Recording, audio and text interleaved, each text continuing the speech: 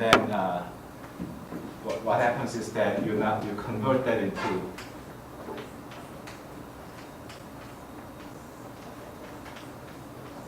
that's ADP, and then you make 3-phosphate.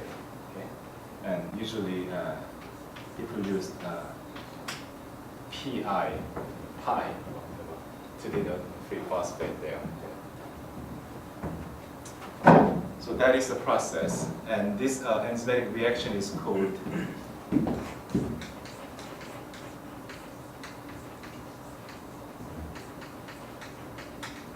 ATP hydrolysis. You know why it's called that? Nitrogen comes off, or it's added. Actually, water is added, so you need to have water. So if you do bookkeeping of all the atoms before and after, you're missing one oxygen and two hydrogen atoms. So what happens is that in fact, basically you're adding a H2O here. And that's why it's called ATP hydrolysis. In the process, energy is released. The energy released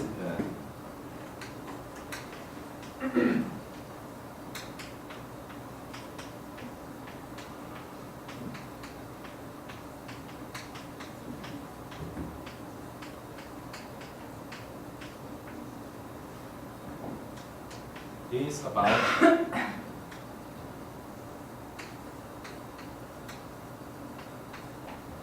20 kT, 20 times the thermal energy.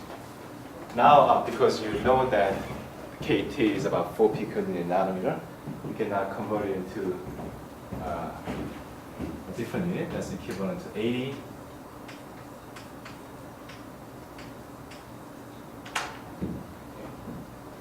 So what this means is that energy released from consuming one ATP molecule can be used to pull an object at the force of 80 piconewton over 1 nanometer distance,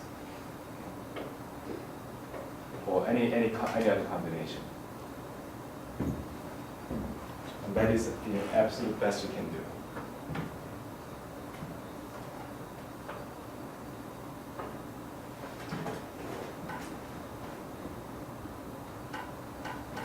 Do you know how many ATP molecules you make every day? I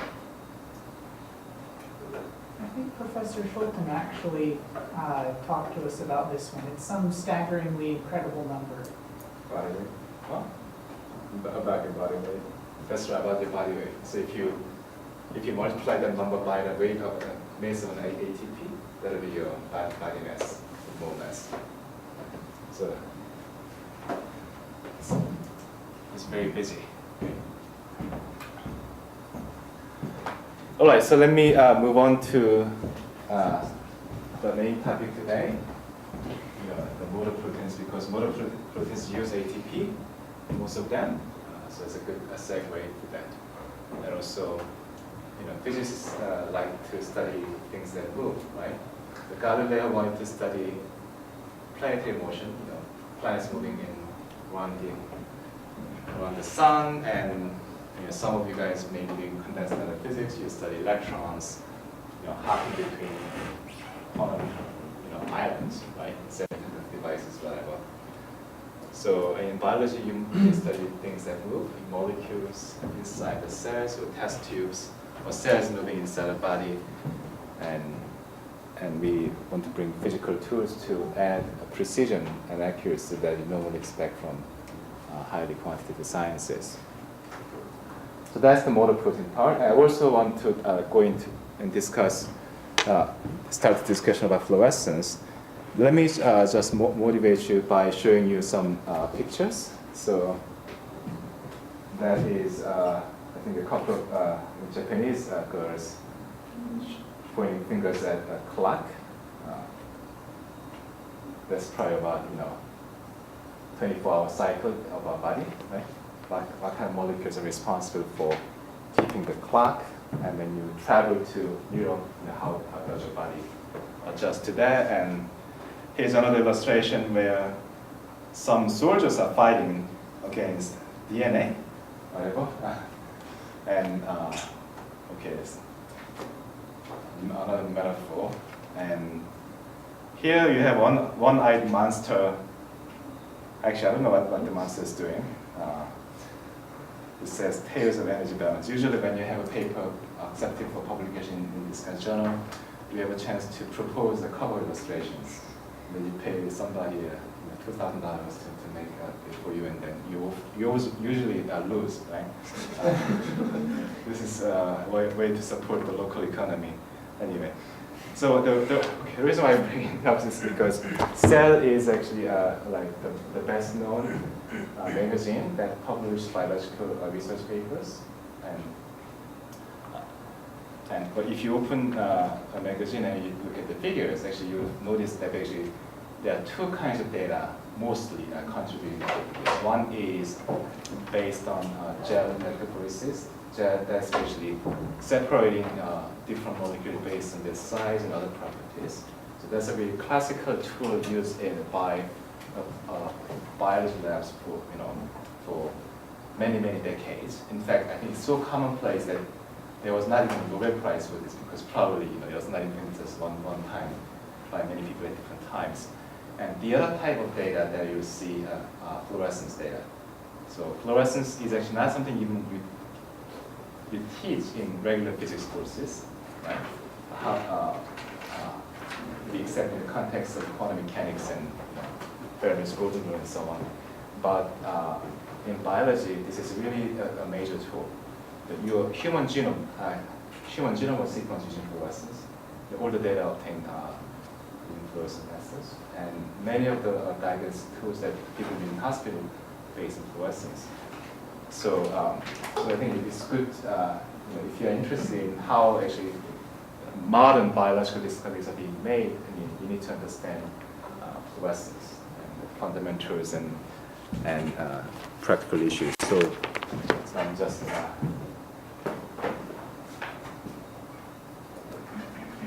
browse them.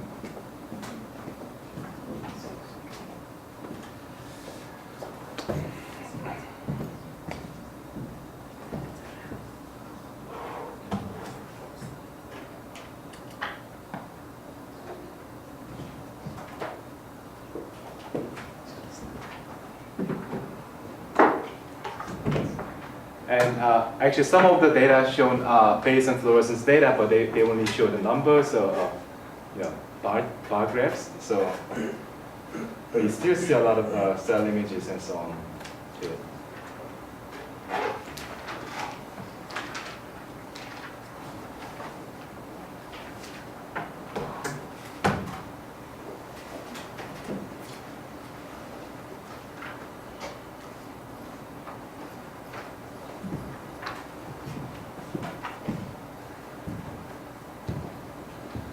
Okay, motor proteins. There are two kinds of motion in biology, and one is diffusion. And diffusion is driven by thermal fluctuations. And in fact, Mr. Brown discovered the Brownian motion by looking at the flower. What is it? Pollen? Pollen, yeah, in water using a microscope. And diffusion is actually very rapid on a short length scale. But on the long length scale, it's actually quite slow. So actually, when I teach physics 101, so we ask the students to do some calculation. So if you have an oxygen a molecule in the air at room temperature, then you can calculate the average kinetic energy and then calculate the speed of that air molecule. It turns out to be about 500 meters per second. Right? But it's diffusing in the room so that it doesn't go very far before it hits another molecule and scatter in a random direction. That is the reason that we see diffusion. So for oxygen molecule to diffuse over a long distance, it will take a long time. because diffusion is slow on a long length scale.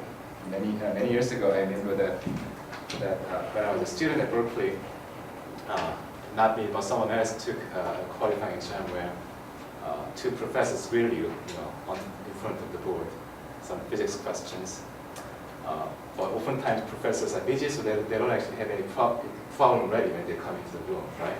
And then one day next door, someone was smoking, and so smoke came through the door crack, and then one of the professors got inspired. Okay, how long does it take for that smoke particle to diffuse from the door crack to you? Right? And then it usually takes many days, not weeks, because again, on a short length scale, things can be very fast, but on a meter length scale, diffusion is really slow. Except that when you can smell the smoke very easily, very quickly, that's because you have convection. Air temperature is not constant, so that's actually movement of the air. Right? But if you have to rely on diffusion only, this can be really slow.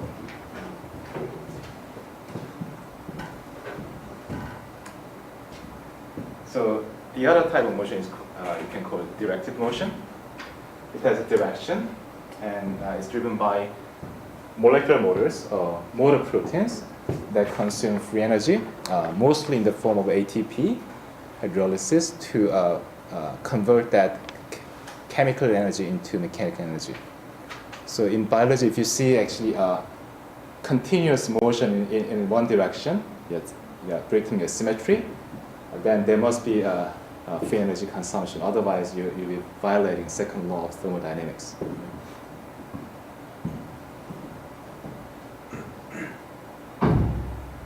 And the motor proteins are not very fast on the short length scale. And typically, it takes 10 milliseconds to move 10 nanometers. Whereas, in terms of diffusion, they can be, moving much faster, the same length scale, 10,000 times faster.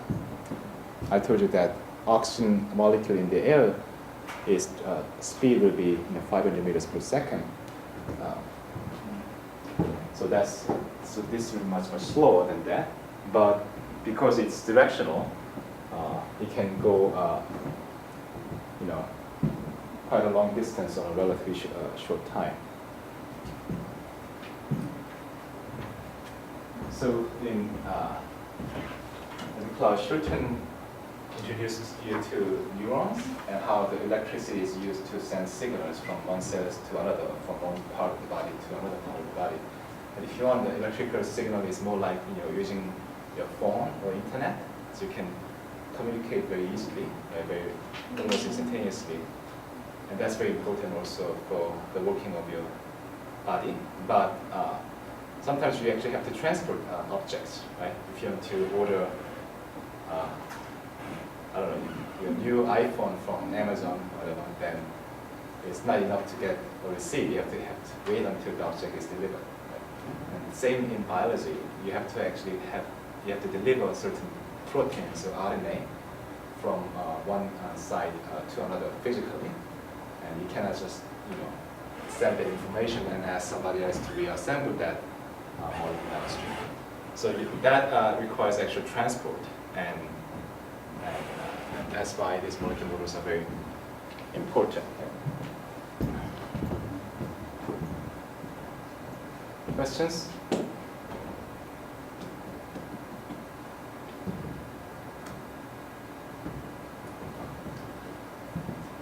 Here's an image of several cells and fluorescence image. So what you see are two structures shown in green and orange. The green is what's called the actin filament. Actin is a protein, and it assembles into a filament to basically form a cellular highway on which motor proteins can move. Orange is microtubules, a different kind of filament made of a protein called tubulin, again forming an assembled structure of microtubules. So if you want, you can think of them as, you have highways, and then you have railroad. Okay, so you have two different kinds of tracks in the cell. So just like cars moving on the highway using gasoline as a fuel, these motor proteins can move on different cellular tracks using ATP as a fuel. So kinesin is a molecule that uses ATP to move on the microtubule track, or if you want, a railroad. It's like a train then. And the step size is 8 nanometer. Each time it uses ATP, the center of mass moves by 8 nanometers in that direction. Myosin 5 is another motor protein that uses ATP. The step size is much larger, 37 nanometers. In fact, this is the largest step size known among the nature's molecular motors.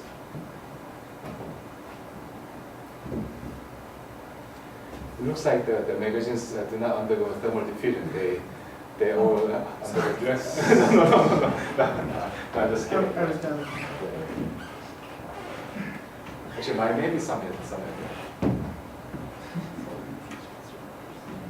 We didn't start with them all. We didn't start with them all, so these ones diffused over here. Yeah. Stationary form. They got absorbed. That's right. Absorbed. That's why I got free copies.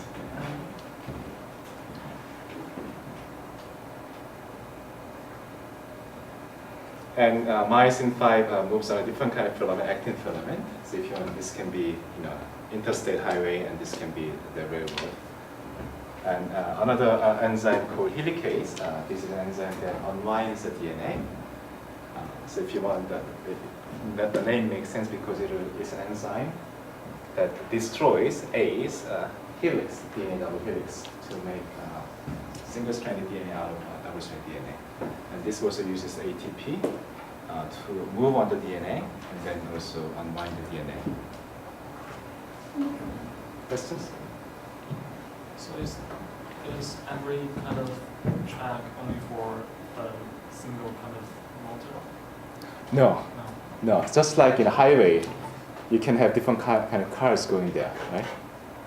So there are actually many different types of motors moving on there. So kinesin is one type, and there's another class called dynein, and they actually go in opposite directions. And same here. In fact, with the myosin 5 is a motor protein that moves on for a long distance. There's a protein called myosin 2 that actually functions in your muscle. Myosin 2 is a motor protein that actually generates your muscle contraction.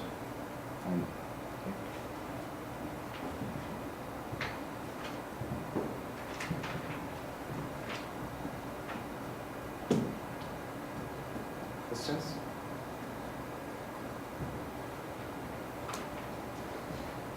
So I'm giving you a bit more details about the tracks, highways. I told you about microtubule, okay? And microtubule is made of a protein called tubulin, and it forms a nice cylindrical filament going like this. And kinesin moves on microtubule, and the diameter of the filament is 24 nanometers. That kind of makes sense because each one is just a few nanometers, and then when you have several, it can be more than 20 nanometers. And the repeat the repeat length is 8 nanometers. And what I write here is what's called the pitch, and that's a ratio between the repeating unit. How far do you have to go along this direction to make one turn, divided by the diameter of the filament. And they have actually many different kinds of pitch. This one actually moves up quite quickly, and this one, winds about, takes many turns to go the same distance, and so on. So this actin filament, it has two basic strings of actin molecules forming this interwound filament. That's the DNA as a track, and DNA also forms two strands winding around each other. But the physical size is actually much smaller. This is not the correct size.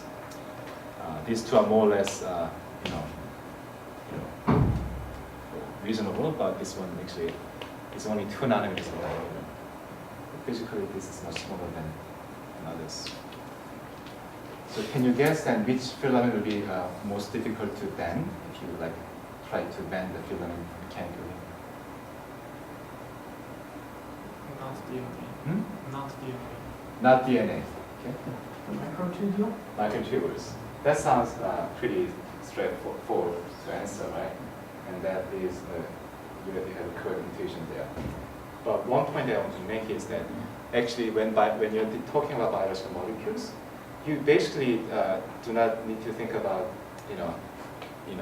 individual molecule properties, exact identity, because anything that's inside your cell, they have about the same density and same material properties. Slightly above water, maybe water's density is 1 gram per milliliter, right? And for proteins, like 1.3 grams per milliliter, but not much above water. So all of the materials, DNA, protein, they have about the same mass density, and they basically mechanically they are very, very similar. So if you just put more around it, then it's different.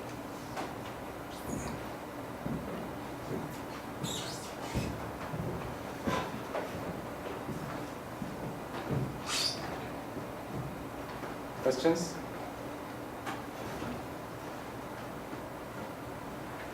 I think I showed this movie before, and one way of using the motors is the following.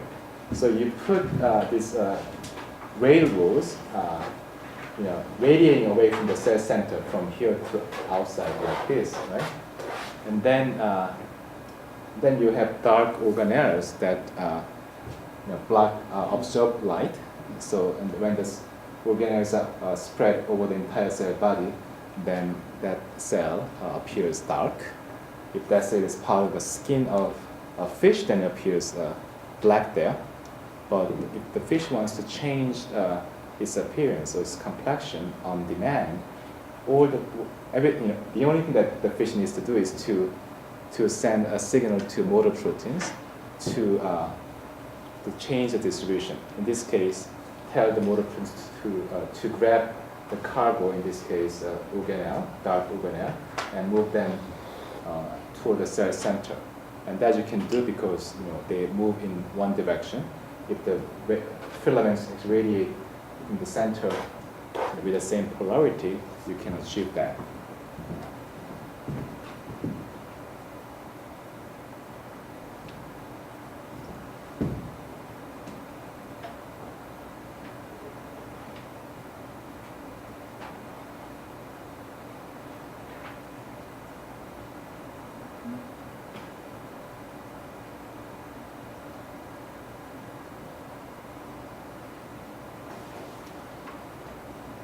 Yeah, I'm always very impressed whenever I see this movie.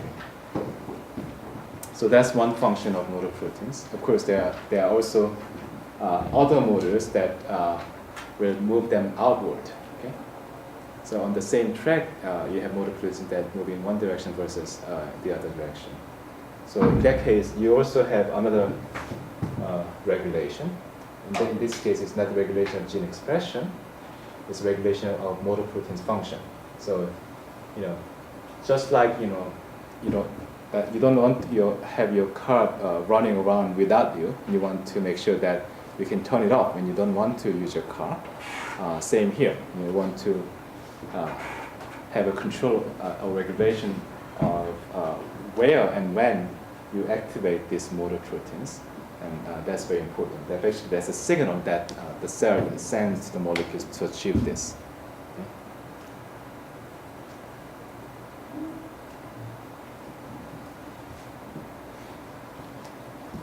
And the most important chemical switch inside a cell is called phosphorylation.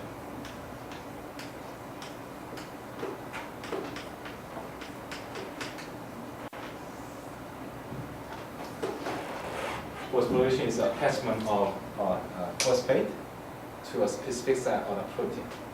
So you can actually make a motor protein inactive by simply adding a phosphate group to a particular site on the protein, or vice versa. Okay? And so nature has learned to do this, and the reason why you use a phosphate as a chemical switch is because actually this is an abundant energy source inside the cell.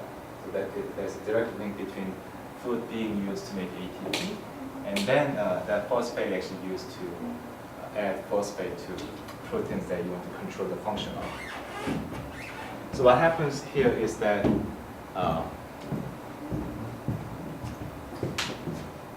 if you want to control the function of motor protein called kinesin,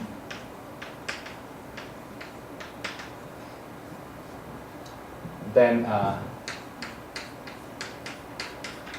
you mix it with ATP, and then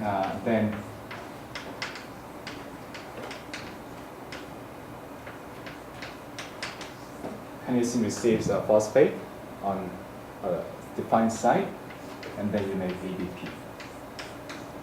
And the details can be different between molecules, but here, for example, this kinesin may be active as a motor, but then once you phosphorylate, attach a phosphate to the kinesin molecule, then it is inactive. Right? So that is the idea. So this is the most common way of regulating protein's function inside a cell, turning on or off the function by attaching or removing the phosphate.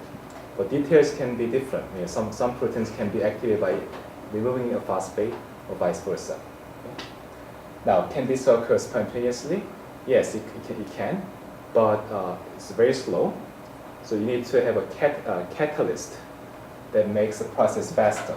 And that catalyst is also an enzyme. It's called kinase. And I have no idea why it's called kinase. I don't know what it is destroying, according to my explanation how the enzymes are named. But the field is littered with very long names because kinase is named after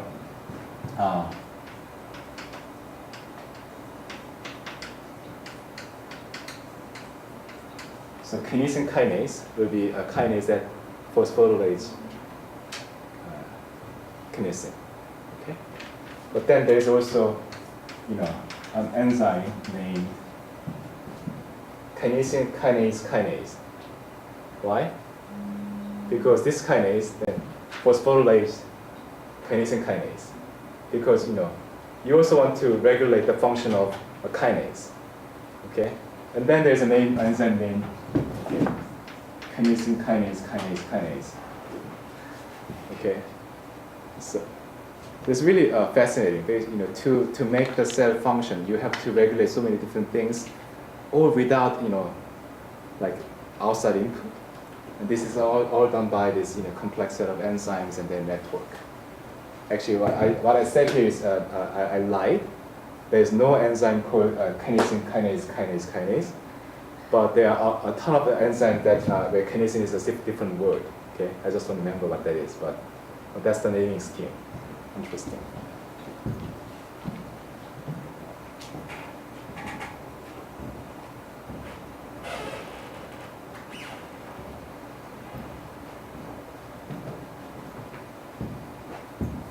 Questions?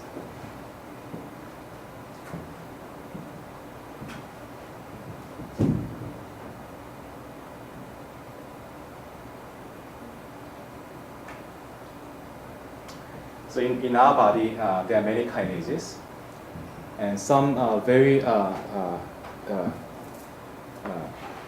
bad cancers arise due to mutations in kinases. Because the kinase actually can regulate many different proteins. If the kinase dysfunctions, then it can really screw up your regulation of cell growth and so on. So there's a very famous example.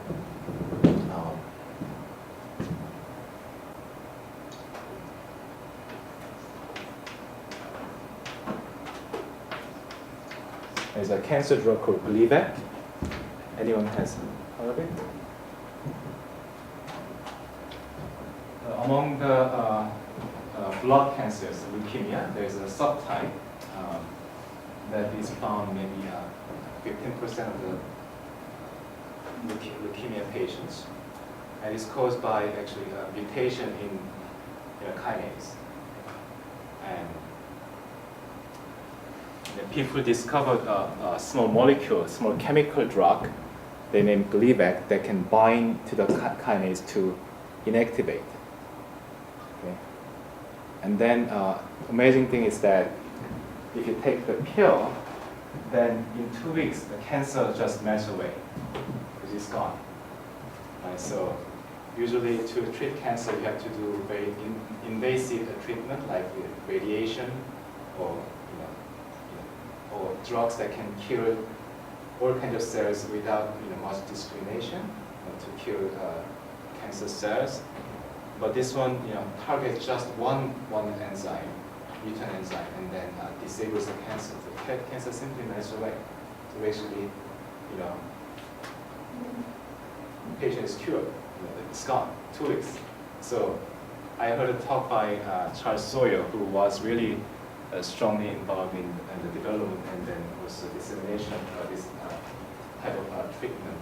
And he just won the Lasker Prize. Have you heard of Lasker Prize?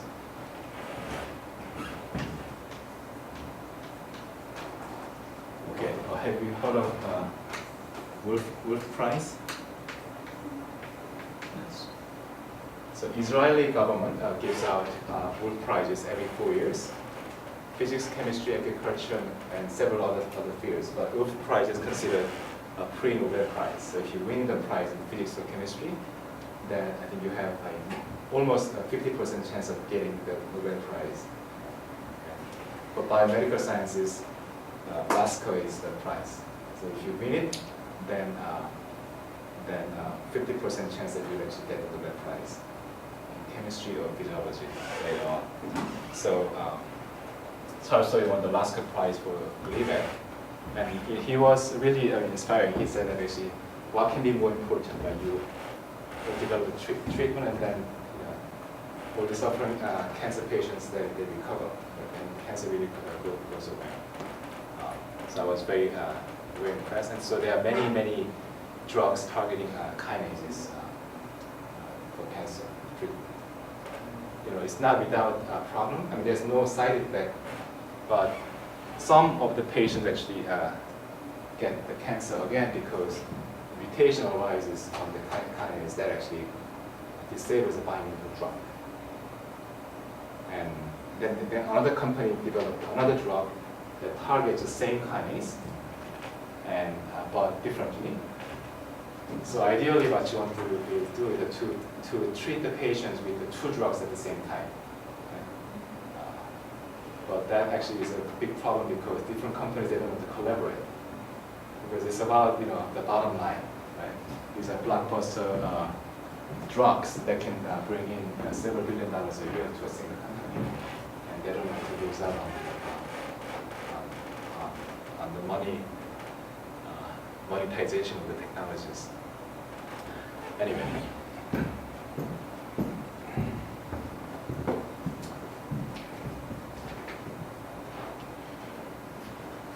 Oh, by the way, people who discovered kinesin, they also won the Lasker Prize last year.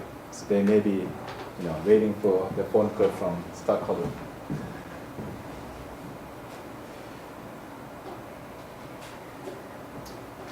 So for a motor protein to be useful as a transporter, to transport object from one place to another, it has to be processive. Processive means that once it binds to the track, it takes more than one step. Okay? If it binds and takes one step only and then dissociates, it's not going to be very good as a transporting device. Right? So the processive motors, are basically required for transport. And there are 2 possible mechanisms on how they function. One is called the initial mechanism. So let's imagine that you have a periodic lattice, protein filament forming serving as a track, and then you have a motor protein that has 2 feet, okay? Blue and orange, and I drew them in different colors to indicate that they're actually not the same ones. And in the initial mechanism, somehow the next step, the initium expands, okay? And then you can cause this expansion by removing ATP, for example. ATP may bind some in the middle, and then when ATP is gone, the glue is gone, it can expand, okay? And then the next time, next cycle, ATP binds again, the initium contracts, binding ATP in the middle. But then if you make sure that during the compression, you hold the front unit stably to the track, and vice versa, then the end result is that you have movement track by a single step. And then we can do this one more time, and we can move forward processively on the track. And trick here is that at any moment in the cycle, at least one unit is bound to the track, so that it doesn't fully dissociate. And in nature, there are actually proteins that are known to function this way. And one well-known example is a class of enzymes called helicases. And in this case, you have 2 domains that function as these 2 asymmetric units that can bind and compress, contract, and expand.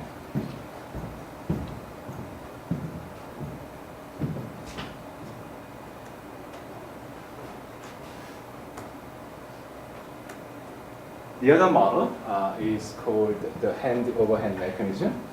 So in this case, you have two units that are symmetric. I just use different colors to denote them separately. In the next cycle, now the orange one is taking the front spot, and then the next cycle, the blue is on the front, and so on. So it's like a human walking on the street, right? Using two legs.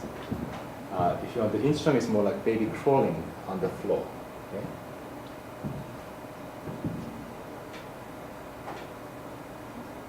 And there were some debates as to which one is correct for kinesin and myosin 5.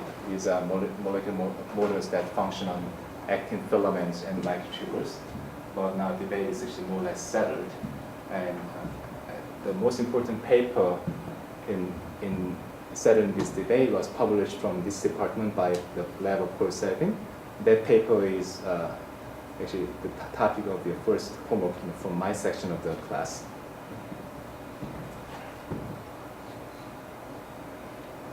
And in that paper, what they did was to image a single motor protein using a camera, and then follow the position of the motor as a function of time. In a more advanced experiment that I'm going to discuss here, is done by a group in Vermont. You can actually put, let's say this is a single motor protein, and you can put green and red, fluorescent objects here and here, and then when the motor takes a step to go forward to put the rear leg to the front, then when that happens, the position of the red dot will change, but not the green one. And then the next step, the green one will move and not the red one. So if you plot the position of the red and green dots as a function of time, you can see that when green takes a step, red is stationary, and then next red takes a step, and so on. This really shows that two units are really equivalent. They take turns to move forward.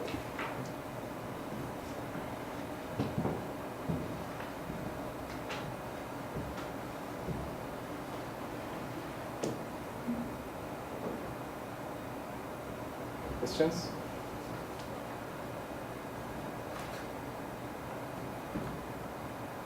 let me also talk about the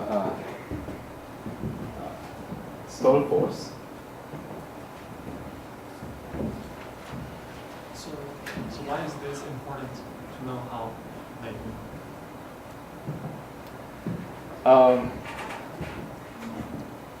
Actually, I don't have a very good answer, but that is a really good question. Let me put it this way. So when we publish a very big paper in a big journal, oftentimes we do an interview with a news reporter, and I'm very excited. I tell them, okay, why we did it, what we discovered, and so on. And the interviewer would look at me and then, oh yeah, that's interesting, and so on. But always the case at the very last minute, then as a final question is that, okay, now for the general audience, why should they care? Okay, why is it important? And that is actually quite a different question, because to make people click on the news story on the website, you have to mention cancer, right? Or something that people really are very well aware of, and so that is really not easy. So in fact, when Paul Sevin gave a talk in the colloquium series in 2003, just before the paper came out, it was a beautiful talk. But one colleague asked, okay, so what? Okay, why do you care? And this is actually a good question. If you go beyond the fundamental basic science, and if you go beyond, a lot of physicists or biologists who actually really care about the detailed mechanism, then, does it actually matter in terms of treatment of disease? And I don't know, right? Does it change the way you diagnose diseases caused by mutations in these molecules? Maybe, maybe not. But it's a good point.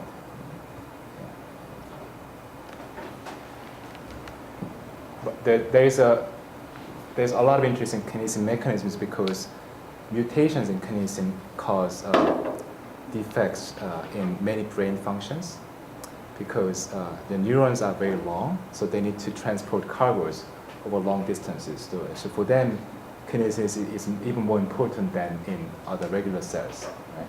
So if you have defects in kinesin molecules, then you get diseases that are relevant to your cognitive functions and so on. So there's a reason why there's a lot of investment in understanding how these molecules work.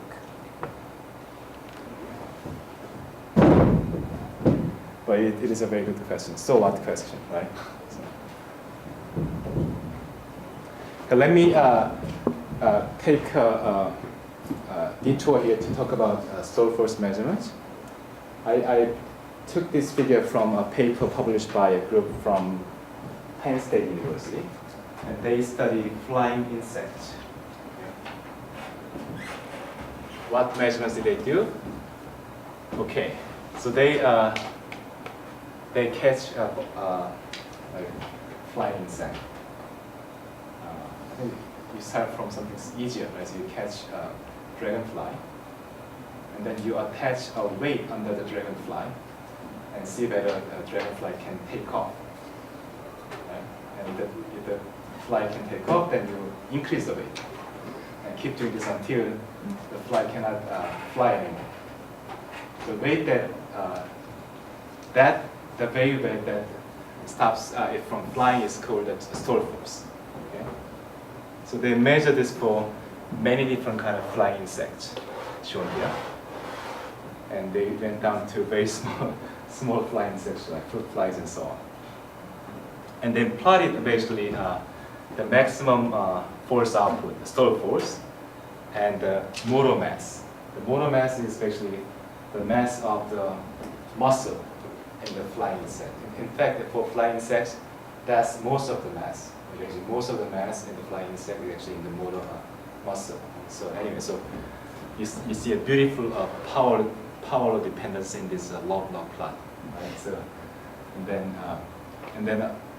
so that was done by a grad student, and then undergrad there, pre-med student who went to medical school eventually. Then she thought you could actually extend it to other flying objects. So she analyzed data from bats, birds, and then she even went to running animals, swimming animals, and all the way to the jets, and they all fell on the same slope. Quite amazing. Until I heard the talk, actually, I thought only the biophysicists measures the soil force, but what people have done is the following. So you have a kinesin walking in this direction. You can actually grab my neck, right, and apply an opposing force. And I usually, 1 picon, no problem, I just keep walking, right? But at some point, I cannot walk anymore. I stop. So that is the stall force. For kinesin, it's about 7 piconewtons. You can actually calculate the maximum stall force from this. Kinesin take 1 step of 8 nanometer using 1 ATP. Okay. So then maximum work we can generate is 80 piconewton nanometer. For 8 nanometer step, the maximum force that it can withstand in terms of walking forward is 10 piconewton. Does that make sense? So the maximum stroke force for kinesin is 10 piconewton, just from the energetic argument, and its actual stroke force is 7 piconewton. It's pretty close to the maximum.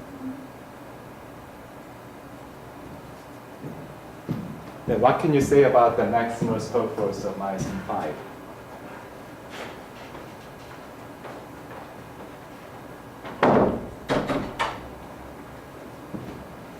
So myosin 5 is a step size of about 40 nanometers. What will be the maximum stroke force? 2 piconewtons. And the actual number is about 1 piconewton. So there is a penalty that you have to pay by having a large step size. It's not as robust. You cannot carry as bigger cargo, because bigger cargo will cause viscous drag, providing you with opposing force.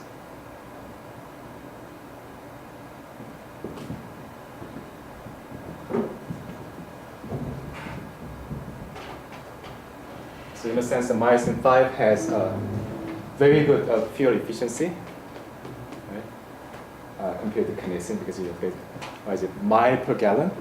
This is actually much better, right?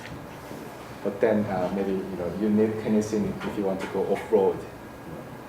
So it's more like an SUV, and this is more like a bicycle.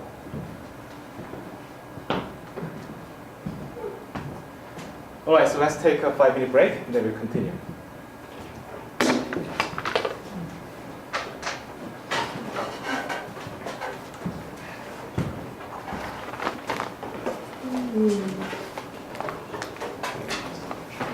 Here's almost bag.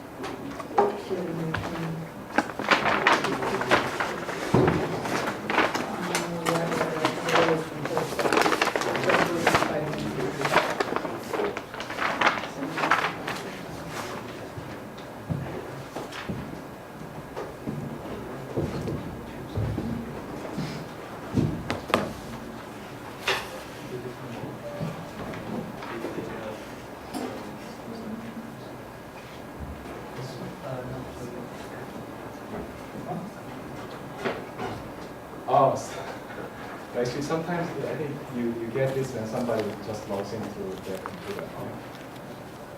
And sometimes whoever has a Skype on a mobile phone comes out in and out so often that it's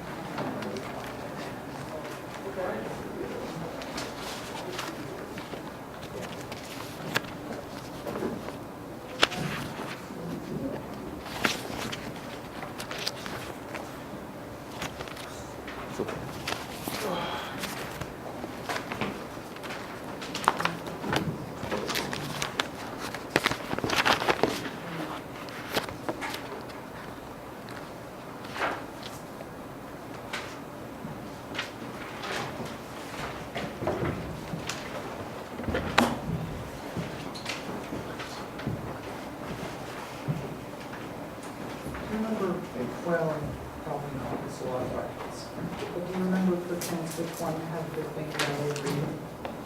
Of Oh, course, it was the one with the thing on it. it's about what? Yeah. Overeating. Should be Overeating? overeating. Overeating, oh, okay. Yeah, it's gotta be this one. That's clearly of general interest. Eat.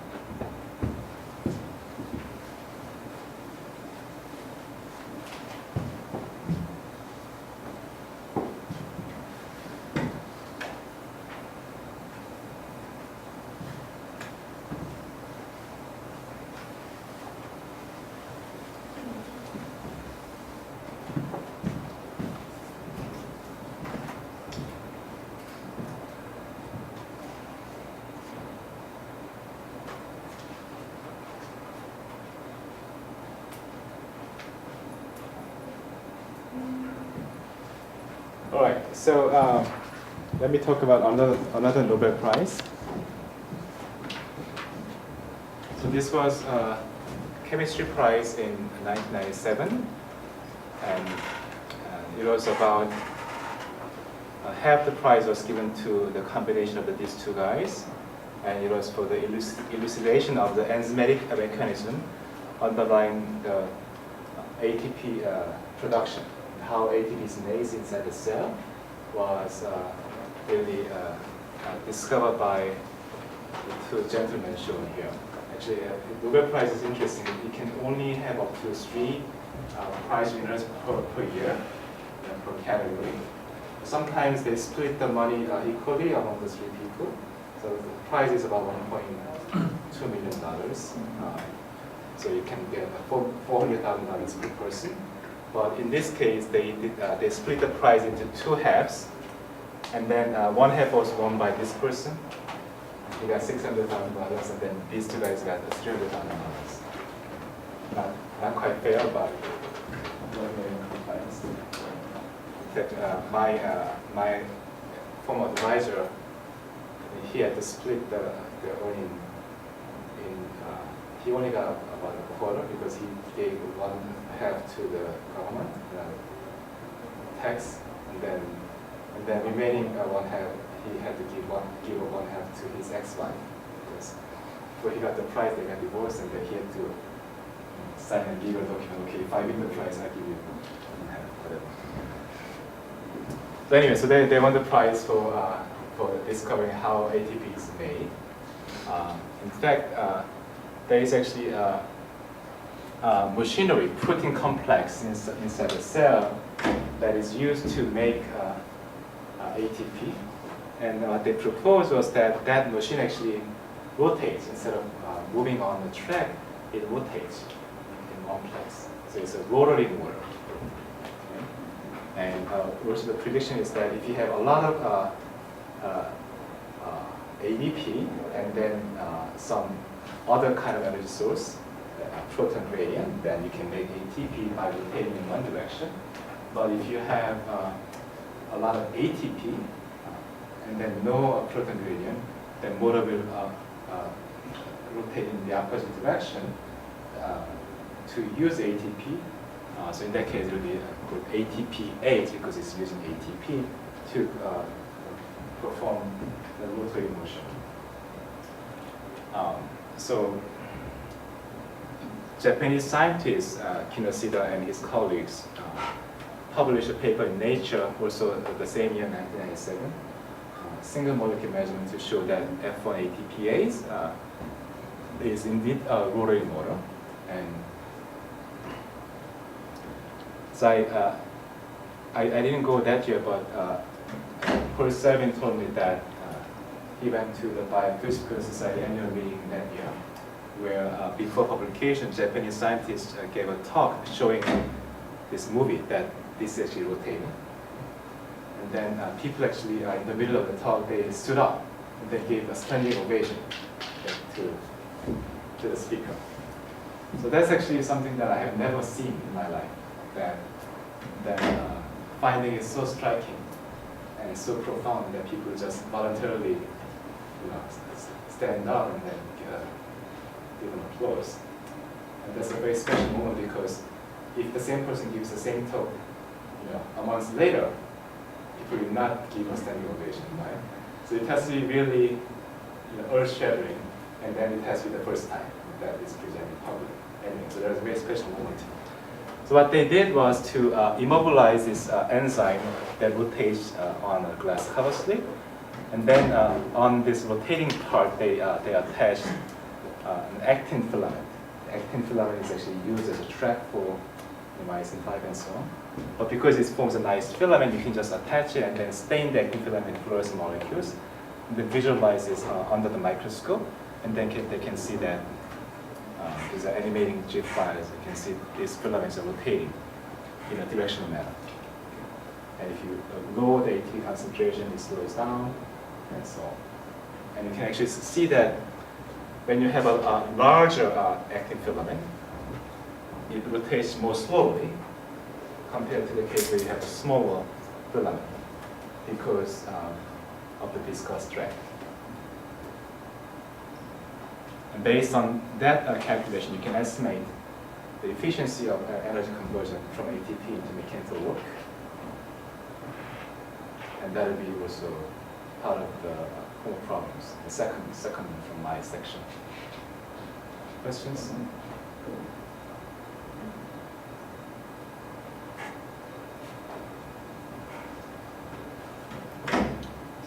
How did they attach it? Oh, so I believe they use a trick called biotin avidin. And biotin is a small molecule. It's a vitamin analog. And you can actually attach the vitamin to this guy that is rotating, and also to the actin filament. And then there's a protein called avidin that has 4 binding pockets for biotin molecule. So you can actually make the link that way. And biotin-avidin interaction is actually non-covalent. There's no chemical bond between biotin and avidin molecule.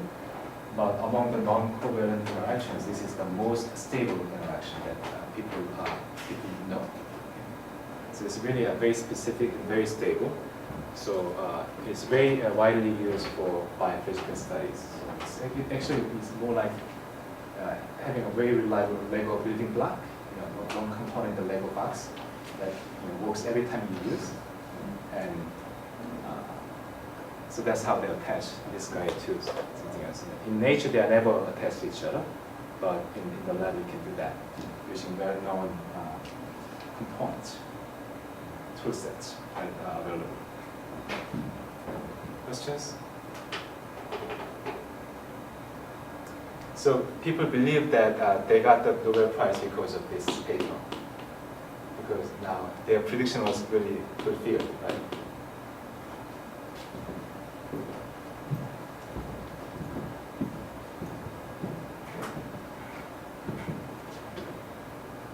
Okay, so let me move on to fluorescence. My lecture note has a lot more details about the motor proteins and their different properties, but I'll leave this up to you for your own reading.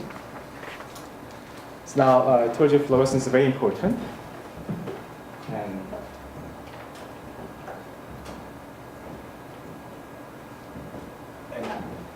fluorescence is it's responsible for lighting in this room too. Right?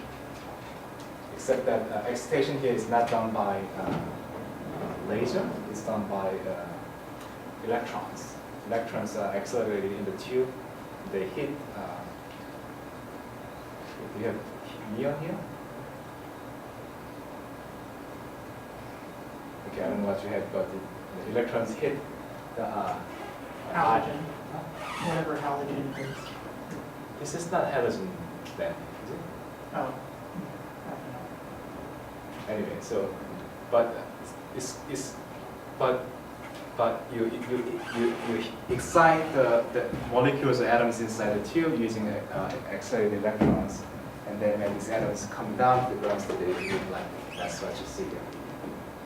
And in fluorescence, that we normally use for biophysical studies, you don't use electrons to excite them. You use light to excite them. So if you have a laser light coming in, and that's one structure of one type of fluorescent molecule, and what happens is that when the laser hits the molecule, and then the photon is taken up by the molecule, then it separates. It's an electron hole, and that are spatially separated. Electron goes there, hole goes there, and then they then go actually oscillate back and forth along the length of the molecule. And then if you have an oscillating charge, classically speaking, there can be radiation, right? So radiation happens in the form of fluorescence photon.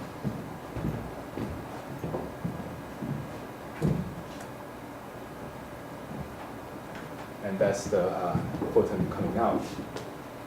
Now, if you have a smaller molecule, actually this is a bigger molecule, you can see that in the middle of the structure there's additional double bond here.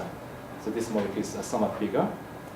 And in quantum mechanics, if you have a particle in a box problem, if the particle box becomes larger and larger, then energy spacing between different levels becomes smaller and smaller. And just like that, then this will respond to laser light of a longer wavelengths, small energy, and also the resulting light is also more redshifted, or lower energy. Generally, basically, if the molecule is smaller, larger, then the color is more red. So that's actually a general rule here. So when you attach these fluorescent molecules to the biomolecular interest for measuring the activities, for example, attaching the fluorescent molecule to a kinesin, then one thing that you want to worry about is that by attaching a molecule to something that you want to study, you may be perturbing the system, right?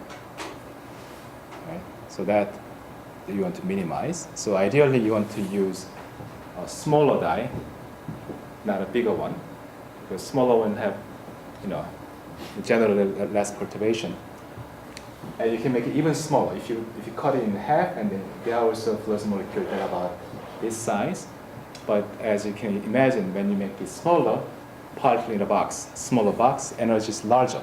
Okay, that means excitation emission will be bluer. In fact, you require UV lasers to excite, and then when you do that, then you suffer from a lot of other issues because UV laser exciting glass or cover slip or lens can generate a lot of background fluorescence, and for other and there are also other reasons why it's not very desirable. So there's a happy medium somewhere, the individual light that these molecules really function the best for biological studies.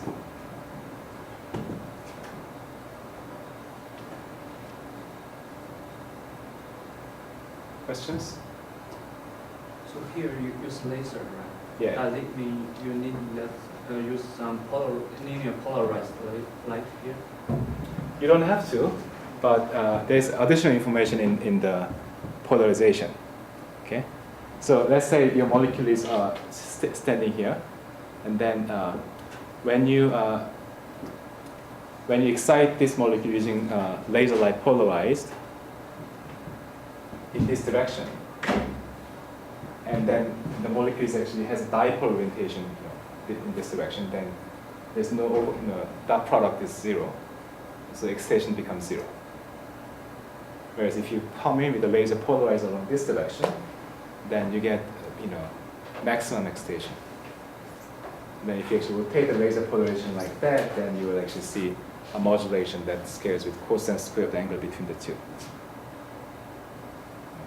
So if you, I mean, just to give you a refresh on, physics 102 level refresh of light. This is what I do, when I teach. Is this, right? So you have electromagnetic wave propagating in this direction, and the photon traveling in this direction. And I have my electric field that is oscillating, like that, right? And the magnetic field is oscillating. They're both perpendicular to the direction of the k vector. And then one is maximum when the other is maximum, right? They go like this, right? And then you walk at the same time. Yeah. So that's how light works here, especially the polarized light. So for when I do this, that means that the direction of the electric field oscillation is the direction of laser polarization. So if you actually have a regular laser, most of the lasers that you buy commercially, you mount them on your laser table, and they are usually they usually give you a horizontal, linear polarized light, and they are usually made so that the direction of polarization is vertical table. Okay. There are exceptions, but that's the general rule that you find.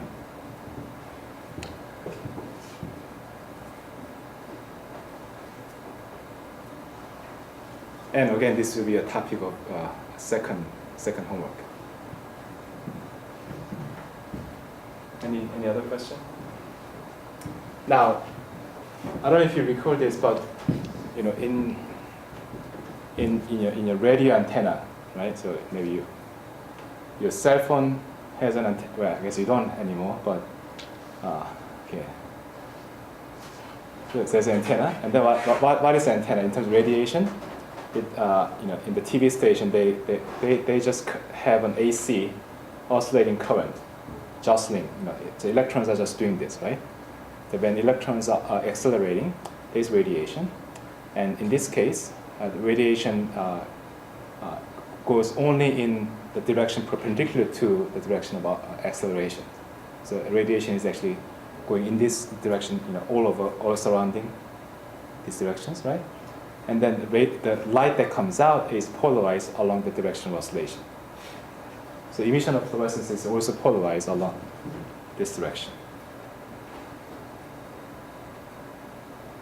Of course, when you have a TV that receives the signal, although I guess I don't have a TV that receives the signal anymore, but what happens is that EM wave is coming in from space to oscillate the electrons on your antenna. And then this is picked up by your TV as electrical signal, and vice versa. So there's one reason why this is actually useful.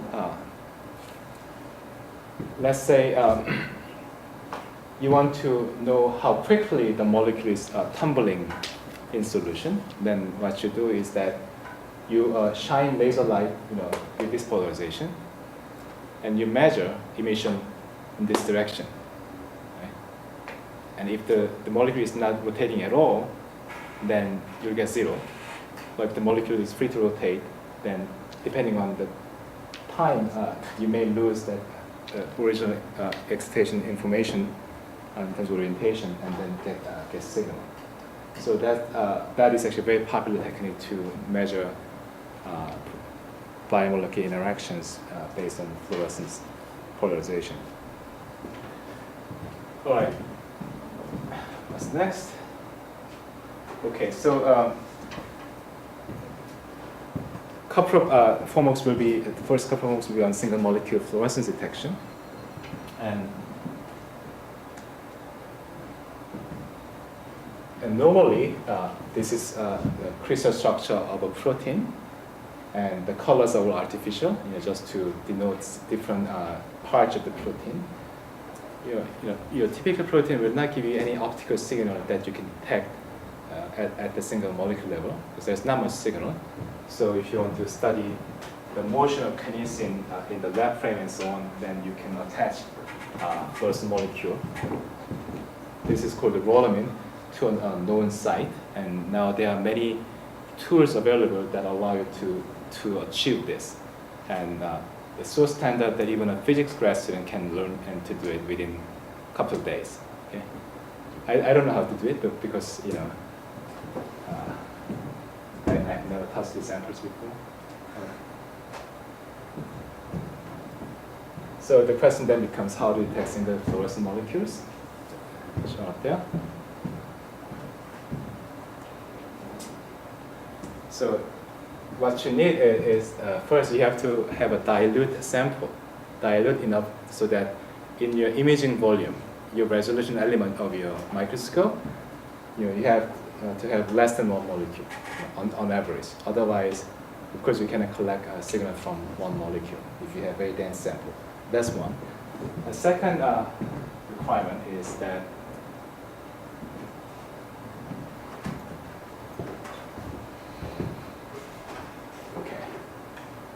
your signal has to be larger than background. Sounds very trivial. In fact, modern technologies allow you to collect the signal from 1 molecule, and a lot of photons are actually fine. Usually the difficulty is to reduce the background. Okay? And the fluorescence is actually really great here for the following reason. Okay, first of all, can you see what's up here? Not really well. There should be light switches. Okay, so he was my second student in Urbana, so he's working on the microscope, and you can see the laser light and so on.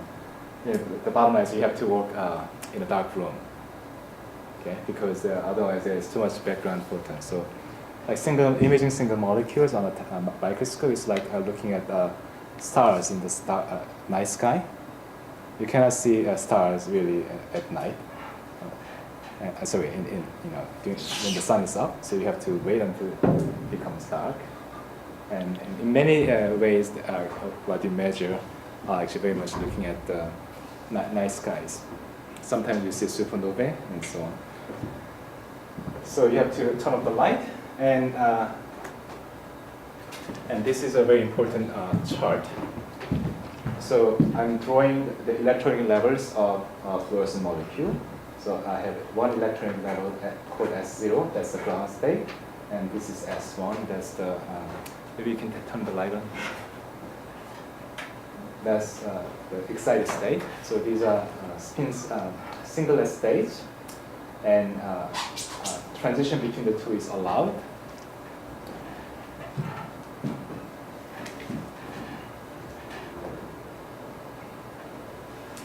Spin conservation and so on.